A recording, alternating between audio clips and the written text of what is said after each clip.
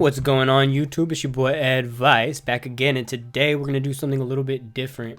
I'm actually going to show you some gameplay footage, mainly just because I want to make sure that my capture card is working properly before Scarlet and Violet drop. But damn, I didn't mean to flex on Urshu that hard. I was trying to flex on you guys.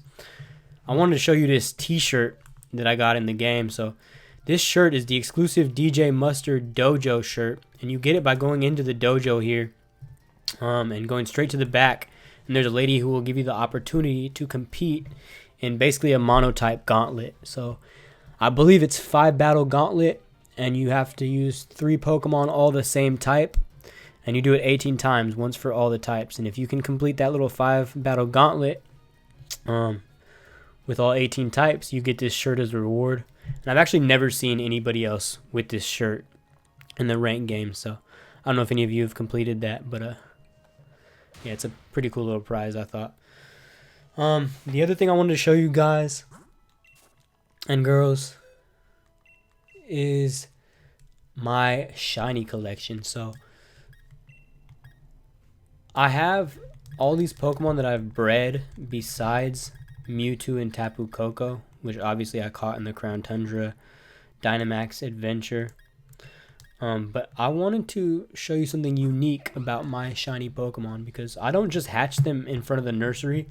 What I like to do is I like to fill my box, with I like to fill my boxes with like 100 eggs, and then take them to a location that I deem suitable for that Pokemon species. So, for example, you can see we got Forest of Focus Whimsicott, my man Lucy. So this Whimsicott is actually the first shiny Pokemon that I bred.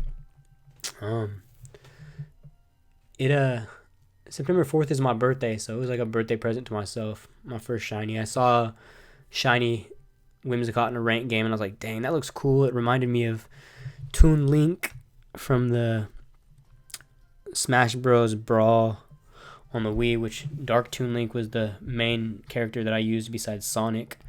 So I thought it'd be cool to get this Whimsicott. So my favorite color is green, and Mewtwo is just kind of nostalgic from Pokemon Yellow. Pokemon Yellow is the first game I ever completed the Pokedex, so it was cool. I did it again in Gen 6, the one that had all 820 Pokemon or whatever that you could get. I actually didn't play Gen 5, and I wasn't planning on playing Gen 6, but then I read somewhere that it was going to be the last game most likely that had all 820 Pokemon, or like all the Pokemon that you could possibly get that had ever been created. And I was like, dang, that'd be a cool mission to accomplish, is completing that Pokedex. So it took me like 3 years of playing on and off, but using the GTS I was able to complete that Pokedex. So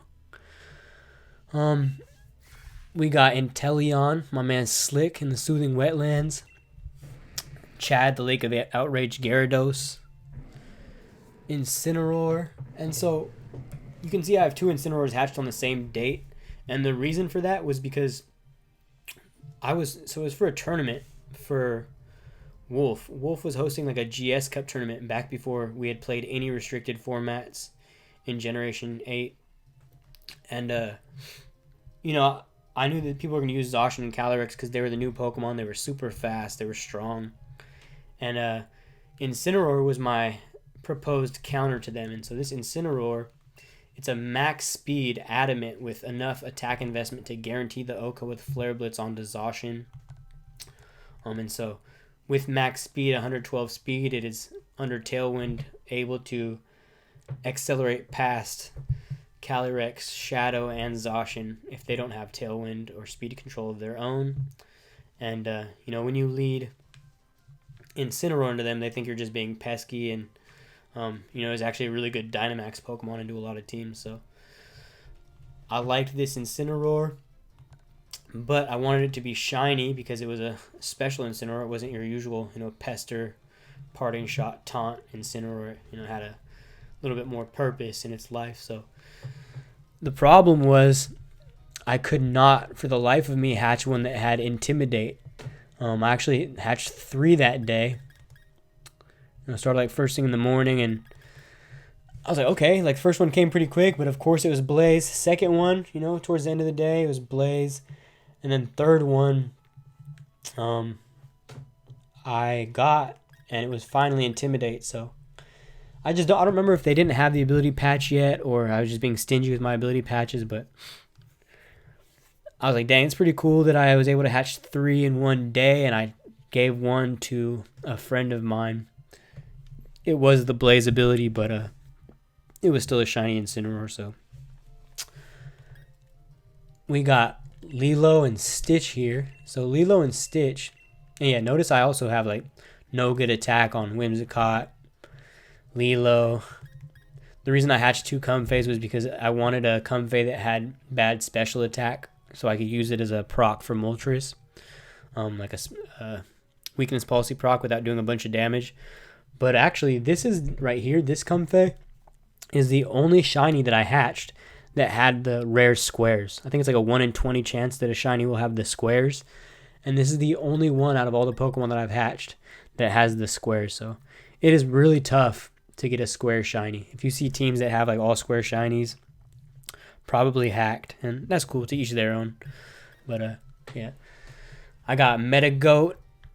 Let me go back into the little thing so you can see where they hatched, what the date was, kind of get a little timeline of what I was doing here. These 2 right here, Lilo and Stitch, they were for the same tournament. Basically, I think it was like a Players' Cup qualifier. My team was really good.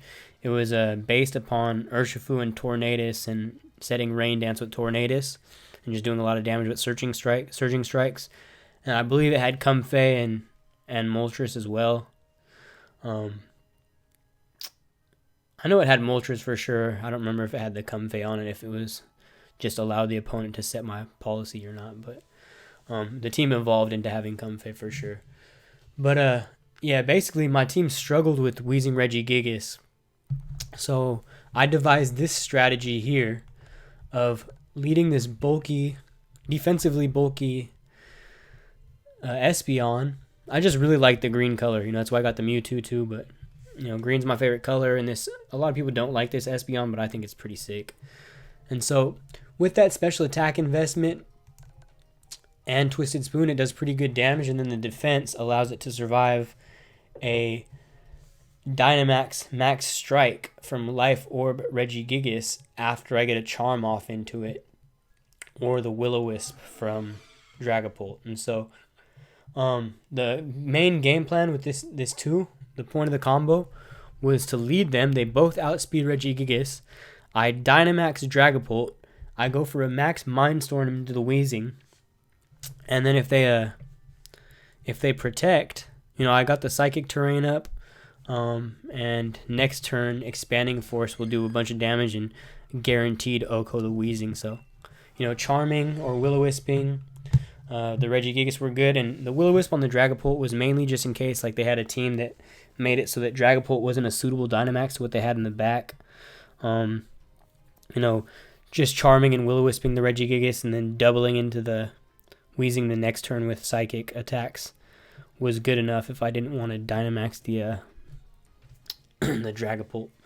So yeah, that was that, and I actually didn't even care if the Dragapult was shiny. What happened was I wanted to get a Moonball Dragapult.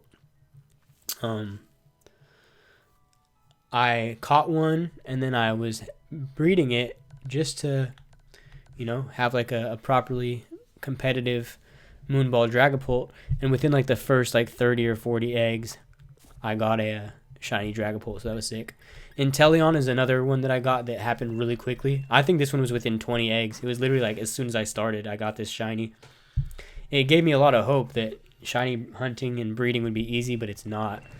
Like the Incineroar one. I got the Incineroar fast, but it was the wrong nature. And then like this Venusaur here. This Venusaur took like over 2,000 hatches. I've had some long hunts. The Charizard took a long time as well. So, we got Metagoat. Where did I hatch Metagoat? Hammerlock Hills Metagoat. I love that chrome color. I got White Fang the Grimmsnarl. Hatched in the Glimwood Tangle, home of the Grimmsnarls. So, this was my light screen Grimmsnarl. And then, this one right here. Basically, during Series 11, when Calyrex Ice was relatively common with like Mimikyu, and Shadow Sneak Trick Room, I would lead this Grimmsnarl and set Reflect turn 1. And then, you know, I'd like lead like, I forgot who else. I think I was bringing on this team mainly Metagross and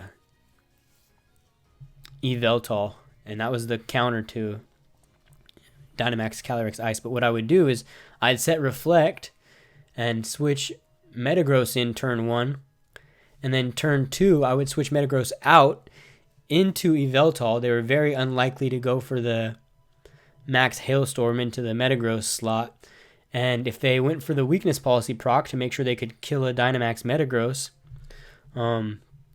by Shadow Sneaking themselves, by switching in Yveltal and getting the Dark Aura boost, this Min Speed, this was my idea, was Min Speed, Foul Play, Iron Ball, Grimmsnarl. And then this set actually picked up a lot. Like, I don't know if I was, one of the first ones to use it or not, but I never saw anybody else use it before I had it.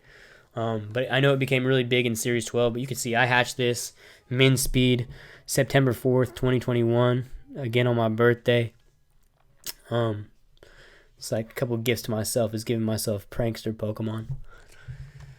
But yeah, I thought it would be really cool, like counter. People think that Grimmsnarl is usually screens. At that point, Grimmsnarl was pretty much exclusively screens and Thunder Wave.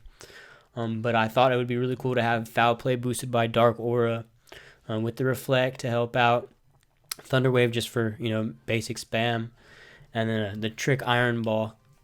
And then it really picked up in Series 12, but I mean, it's not that out of the ordinary. So, but yeah, mine was Min Speed to guarantee that I'd underspeed the Calyrex Ice. I'm gonna say that I'm the originator of that set. Go back on YouTube and look at all the dates of when this Pokemon came out. I don't think there's anyone that had it back September 4th, 2021. I have Vaporeon and Chip. Chip is named after my dog, my first dog. And I called this Umbreon Chip because, it doesn't do big damage. It's just a nice little snarl or pester Pokemon, and it likes to yawn, just like Chip did. I hatched Chip 420 in the Stony Wilderness, and Vaporeon hatched 420 as well at the Giant's Mirror. She's a mischievous little Vaporeon. Yep, Glimwood Tangle, Grimmsnarl. I got Lavender from the Fields of Honor.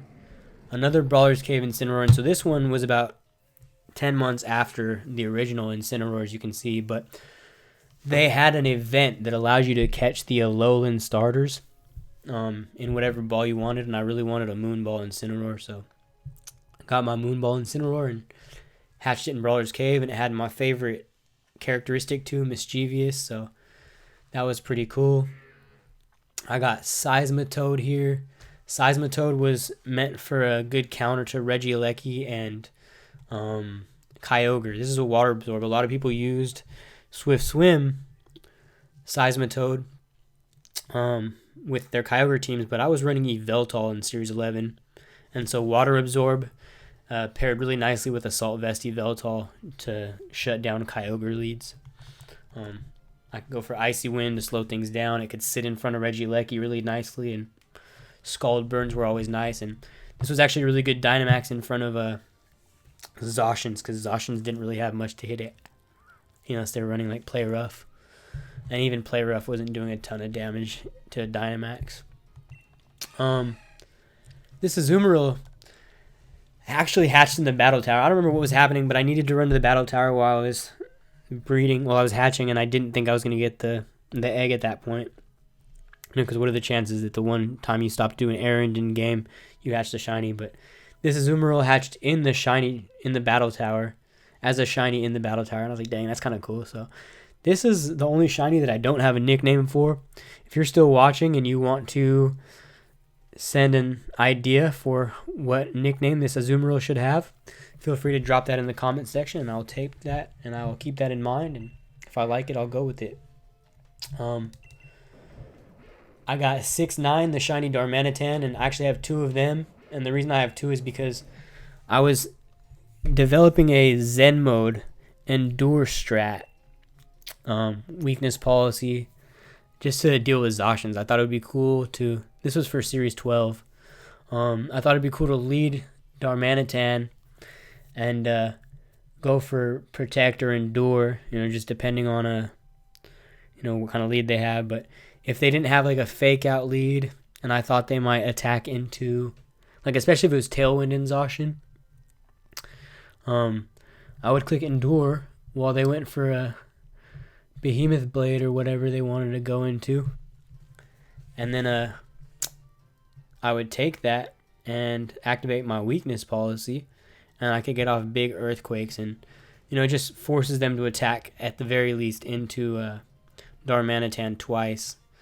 So taking a lot of the attention away from the other Pokemon. So that was cool. But then I wanted one that was Guerrilla Tactics as well, so I was like, all right, we'll just hatch two of them. There was probably a good week and a half or two between those two, I think. Yeah, 520 and 6'2", so yeah, a week and a half, 2 weeks. This Drake, the Charizard. Drake is Drake because Drake's the GOAT, Charizard is the GOAT Pokemon. Everybody loves Charizard. It's been the mascot of the franchise besides Pikachu, since way too long. Yeah, that's my boy. We got Fiddy, the Politoed, because when it rains, it pours. I use Fiddy on a team called When It Rains Luck, It Pours Luck, that was basically focused on Urshifu and Togekiss being able to get crits. And then it was nice. I like having rain boosted Urshifu Surging Strikes. I think it's nice to have that rain boost on the damage. And then Icy Wind Politoed to help out with speed control. It was a doubles OU team actually, but I made it in game just because I thought the team was really cool, and I used it to get two different accounts on Showdown into the top 20. I think one was I think the highest I got was 14 on the doubles OU ladder. So that was pretty sick. So I had to commemorate that by hatching this shiny Politoed. This one took a while, but it does have no good attack stat. Charizard has no good. Azumarill has decent, but has no good speed. I wanted the speed. I thought the speed was more important. It's hard to get two no goods. It's really hard to get two no goods. You basically have to get really lucky with the rolls when you're breeding. If you guys want me to do a breeding guide, I can, but there's breeding guides out there already. But yeah, basically, I thought it was more important to guarantee the no speed, just so that in Parish Trap, because this is a Parish song, Sap Sipper, Azumarill, and I wanted to make sure that usually I went down last with the Parish song up. So no speed was important. It's no good attack. Same thing with Venusaur. These are fire. I took a lot of time breeding these and make sure they had good stats and hatched them in cool places. We got Charizard in the Lake of Outrage. We got Snowslide Slope. Say that 5 times fast. 6'9", Soothing Wetlands Politoed. I didn't actually use this Bisharp on any team. I just liked Bisharp and I was bored. And I was like, you know what, let's do another shiny hunt. I think the shiny Bisharp is one of the coolest looking shinies. Brawler's Cave. I named this one Terrell because I got him on my 81st egg. It only took 81 eggs. That was Terrell Owens' number. And he also has no hands like Terrell Owens.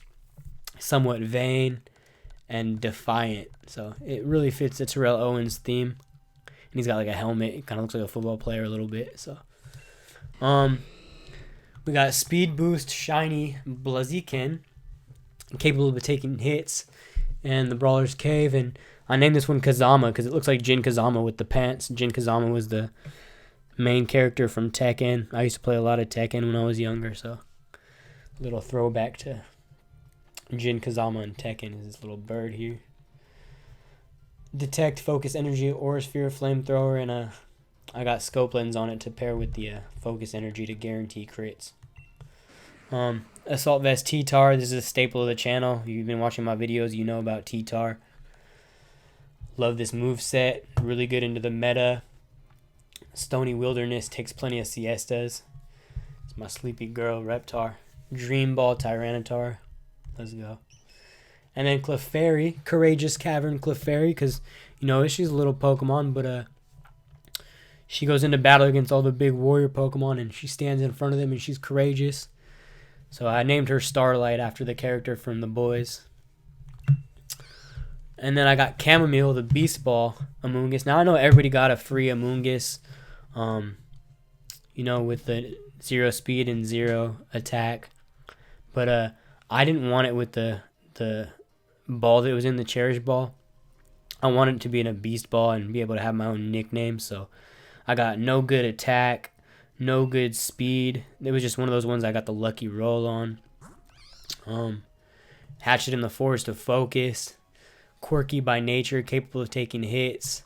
You know, like if you let Pokemon hold the Everstone, they'll pass down nature. So on a lot of these Pokemon, mainly the ones that didn't need 2 things, like you can see back to back, these ones had no good attack and no good speed, but their natures aren't the nature that I actually wanted. But Jolly does fit with Clefairy, and Quirky's cool. It's a little quirky thing. But like this T-Tar was adamant, and that was easy because I could, when I was in the breeding process, if I ended up with an adamant T-Tar, I swap that out for the parent Pokemon, have it hold an Everstone, and now all the Tyranitars that are coming out are adamant, so just kind of cool. But yeah, last but not least, we have this Weavile. I named it Valieva. I don't know how to say that. It's the Russian name of the ice skater, the figure skater who got caught doping. She's like a young Russian figure skater, so Weavile, this was a girl one, and had triple axle, so I thought it was a suitable name, and then also is capable of taking hits, because, you know, she'd be taking hits of that dope. So there's my shiny collection. I have a few more, but they're just ones that I caught in the max raids that I didn't think were that amazing. I like this Sceptile, don't get me wrong. And a funny story behind this Pikachu too. This Pikachu is actually caught with a bunch of friends, but one of our friends who'd been doing the raids with us got bored of it and stopped like one raid before we got this Pikachu, so she was all pissed about that. You know who you are if you're watching. Shout outs to you. But yeah, so that's my shiny collection. Just run through them one more time just to get the full beauty of them. These are Pokemon that I'm really proud of. And they're all Pokemon that I use on teams besides that Bisharp.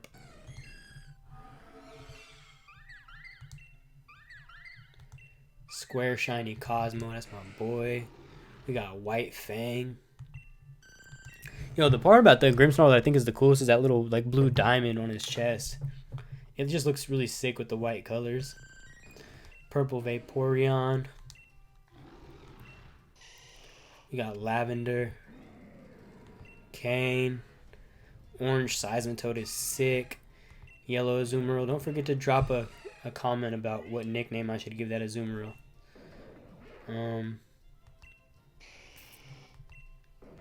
Yeah, the green on the Darmanitan is sick.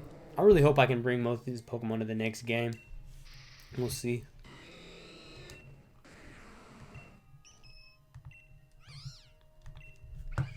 Alright, that's our shiny collection. Thank you for checking it out. Appreciate you guys hanging out. We'll catch you on the next one. Peace.